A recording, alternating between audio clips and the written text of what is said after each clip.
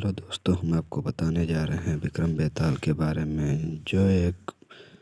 जब राजा विक्रम बेताल को लेकर चले जाते हैं तो बेताल एक ही शर्त पर चलने को तैयार होता है।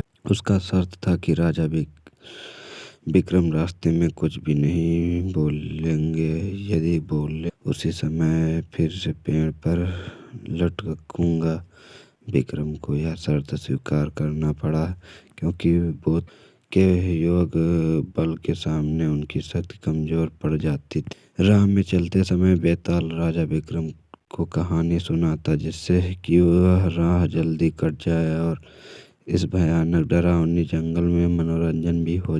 विक्रम कुछ बोल भी नहीं सकता तो बेताल की शर्तों से बाधित होता है। कहानी के अंत में बेताल राजा के एक प्रश्न करता है जिसका उत्तर जानने के लिए बेताल के साथ साथ गणधर देवगण ऋषिगण भी उत्साहित रहते हैं। राजा तीनों लोक में उनका न्याय सर्वश्रेष्ठ माना जाता था और बेताल का जो 25 से भरा प्रश्न होता है न्याय को सुनने के लिए उत्सुक रहते थे। लेकिन जैसे ही वे उत्तर देते उत्तर सुनने के बाद हवा में उड़ के भाग जाता क्योंकि विक्रम न बोलने की शर्त तोड़ दे। यह एक परेशानी थी कि बेताल कहानी के अंत में राजा विक्रम से कहता, यदि तुम मेरे प्रश्न का उत्तर जानते हुए भी नहीं बताओगे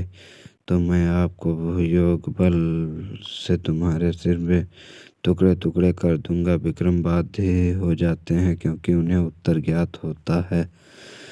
यदि विक्रम चाहते तो बेताल की कहानी में अपना ध्यान हटा सकते थे जिसके फलस्वरूप वे कहानी ठीक से नहीं सुन पाते और उसको उत्तर भी पता नहीं होता। साथ ही न बोलने की शर्त भी टूटती, परंतु उन्हें ऐसा नहीं किया क्योंकि विक्रम जानते थे बेताल बहुत ज्ञानी है।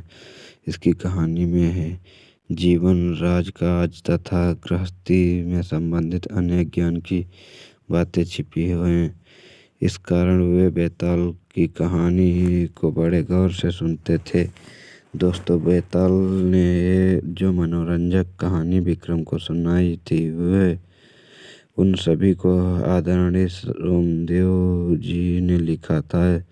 इसका पूरा नाम सोमदेव भट्ट था जो संस्कृत भाषा के कवि थे। ऐसा माना जाता है कि इनकी जन्म कश्मीर में हो। यहाँ पर कहना कि बेताल 25वीं को सोमदेव जी ने लिखा था उचित नहीं होगा। काफी समय पहले कविवर सोमदेव जी ने अपने काव्य ग्रंथ कथा सरित सागर की रचना की थी जो वास्तव में 50वीं भाषा में लिखित काव्य ग्रंथ वता कथा का संस्कृत में अनुवाद है। वता कथा के लेखक गुणध्या हैं जो अंधवंशी राजा सातवाहन के दरबार में मंत्री थे। ग्रंथ वता कथा अभी उपलब्ध नहीं।